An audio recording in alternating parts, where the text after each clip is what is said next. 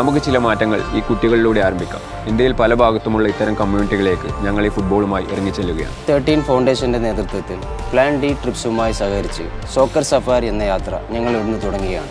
4 മാസം കൊണ്ട് ഇന്ത്യ മുഴുവൻ സഞ്ചരിച്ച് ഫുട്ബോളിലെ പല പ്രമുഖരെയും കണ്ട് കുട്ടികൾ ഈ ഫുട്ബോളിലൂടെ വളർന്നു വരേണ്ട ആവശ്യകതയെക്കുറിച്ച് സംസാരിച്ച് ഇന്ത്യയിൽ പലയിടത്തും ഇത്തരം സെന്ററുകൾ സ്ഥാപിച്ച് അവർക്ക് അവസരമൊരുക്കുക എന്ന വലിയ ലക്ഷ്യത്തോടെ ഞങ്ങൾ ഈ യാത്ര ആരംഭിക്കുകയാണ്.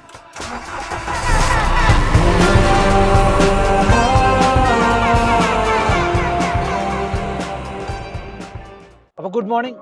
ഞങ്ങളിപ്പോൾ പടേരൂരിലാണ്. അപ്പോൾ ഞങ്ങൾ ശരിക്കും വിശാഖപട്ടണം മിസ് ചെയ്തിട്ടാണ് പടേരിക്ക് വന്നത്. അപ്പോൾ ഇപ്പോൾ വിശാഖപട്ടണത്തിൽ നിന്ന് DSDO ജൂൺ വിളിച്ചിട്ടുണ്ടായിരുന്നു, അങ്ങോട്ട് വരണം, അവിടെ കുട്ടികളുണ്ടെന്ന് പറഞ്ഞിട്ട്. അപ്പോൾ ഇനി വിശാഖപട്ടണത്തിൽ കാണാം.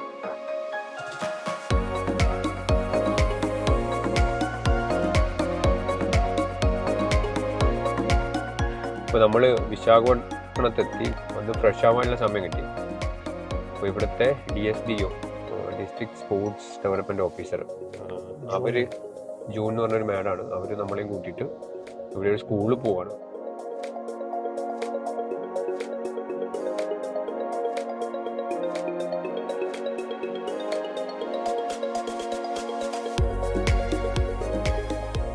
ഇതാണ് ഓൾമോസ്റ്റ് നമ്മൾ എല്ലാ സ്ഥലത്തും ആന്ധ്രയിൽ കണ്ടിട്ടുള്ള സാധനം.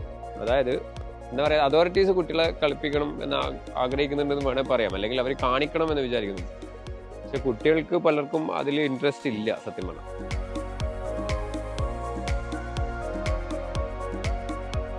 ഈ കിറ്റുകളൊക്കെ മാഡം കൊടുത്തു, അവരത് ഇട്ടു, അവരത് കളിക്കുന്നുണ്ടാ. അതാ പറഞ്ഞേ, ഇതൊക്കെ ബീച്ചിൽ കളിക്കുന്ന ആൾക്കാരാണ്. വെള്ളക്കുപ്പ ചക്കരൊക്കെ നമ്മുടെ ട്രിവാൻഡ്രം പോലത്തെ.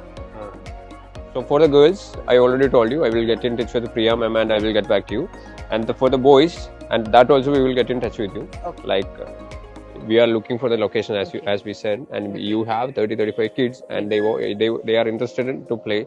We will come back in a year time, and we will make an academy.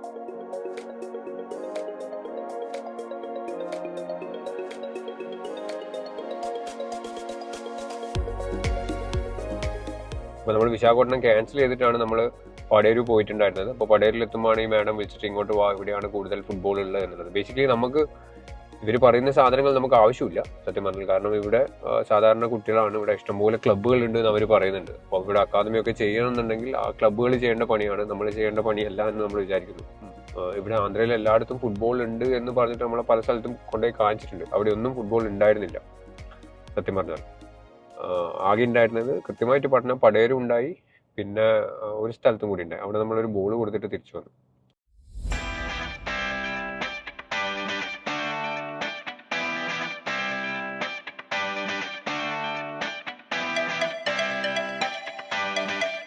You are the vice president of district football and the coordinator of North Zone Andhra Pradesh. This is actually Andhra Pradesh district league or the state league? It's a district league. Okay. It's a all teams are participated from district only. Yeah. Few teams will go for APFL league. For the state league. State league. ഈ കാണുന്ന ഇപ്പൊ നമ്മൾ കണ്ടത് അവരെ ജില്ലാ ലീഗാണ്. ജില്ലാ league 24 team ഉണ്ട്, 8 group, 8 team qualify ചെയ്യും. അതിനകത്ത് 4 ടീം ആന്ധ്രാപ്രദേശ് ലീഗിലേക്ക് പോകും എന്നുള്ളതാണ് പറഞ്ഞത്.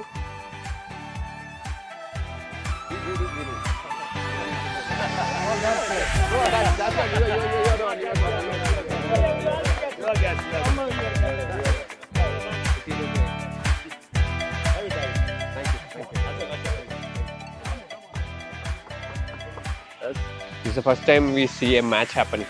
Very good. Thank you. We have been to a few places. Yeah. And we are happy to see this today. Right. And this is the last day in Andhra. Aha. What happened to your football? Where is your football players? Some particles. Now we need to bring it back. Yeah. Definitely, we are behind with you, and we will. No, we will be behind you. Yeah. You need to do everything, and we will help you whatever the way we can. Right? Thank you. See, what I'm saying is, you need to make coaches here. Even if we comes here, we need coaches from here. Okay. Right? Otherwise, we can't bring coaches from Kerala and make them stay here. Our local coach should be. You should have make coaches here, like, and have a coaching training center here, coach here, AFF training courses, and it will finish in I think 2 weeks, 3 weeks time. So you can have D license coaches. After that, in a year time, you will have C license coaches. And when we come here, we will get those coaches to train, right? അപ്പോൾ ഇതൊക്കെ ഇവിടുത്തെ വിശാഖപട്ടണം ജില്ലാ football അസോസിയേഷന്റെ ആൾക്കാരാണ്. ആ vice കുപ്പായിട്ട് ചേട്ടൻ vice president ആണ്, പഴയ സന്തോഷ് ഗോൾ കീപ്പറൊക്കെയാണ്.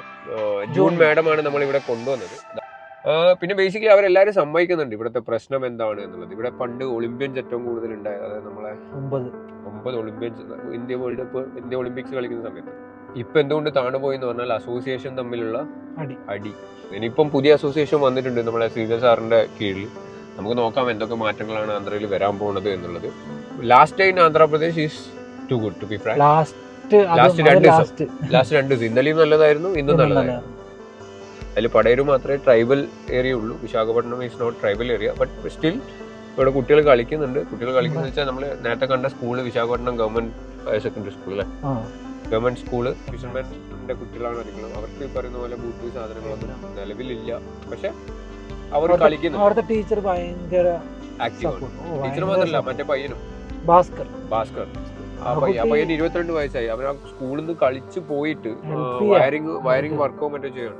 അവൻ ഫുട്ബോളിനോടുള്ള എന്താ പറയാ സ്നേഹം കാരണം he came to train these kids.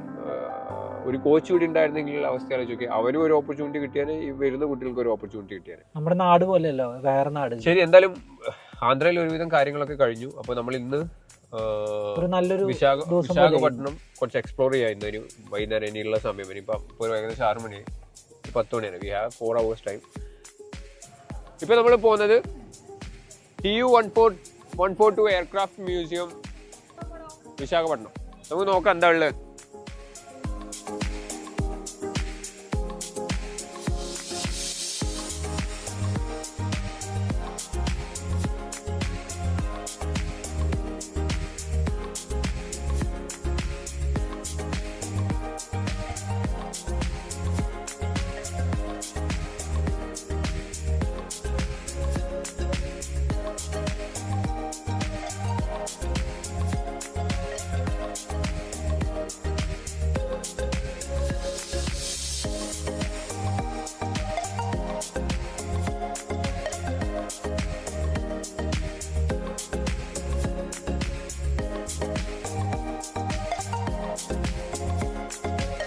ഇന്ത്യയുടെ സാധനങ്ങൾ കണ്ടിട്ട്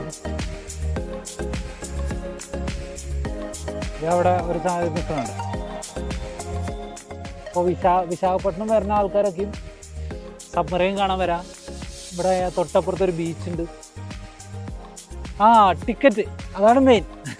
സബ്മറൈൻ്റെ അവിടെ വന്നൊരു ടിക്കറ്റ് എടുത്തോളൂ. അപ്പോൾ 100 രൂപ എടുത്തു കഴിഞ്ഞാൽ ഇതും കാണാം. എയറോപ്ലെയിൻ്റെ അവിടെ അപ്പുറത്ത് എയർഫോഴ്സിൻ്റെ ഒരു ഇതുണ്ട്, അതും കാണാം. പക്ഷെ നിങ്ങൾ എയർഫോഴ്സിക്ക് ഡയറക്റ്റായിട്ട് പോയി കഴിഞ്ഞാൽ അവിടെ 70 രൂപ കൊടുക്കണം, ഇവിടെയും 70 രൂപ കൊടുക്കണം. ഇവിടേക്ക് ഈ സബ്മറൈനിൽ വന്നാൽ നിങ്ങൾക്ക് 100 രൂപ കൊടുത്താൽ 2 ടിക്കറ്റ് കിട്ടും. ഓക്കെ.